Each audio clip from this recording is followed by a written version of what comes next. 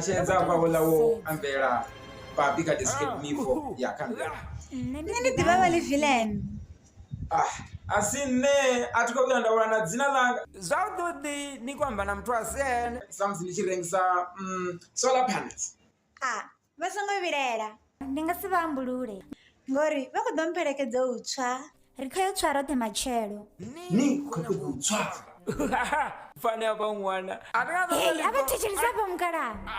Tshedza Glaso ambela papi ka escape mifo ya kanga. Nene divava le villain.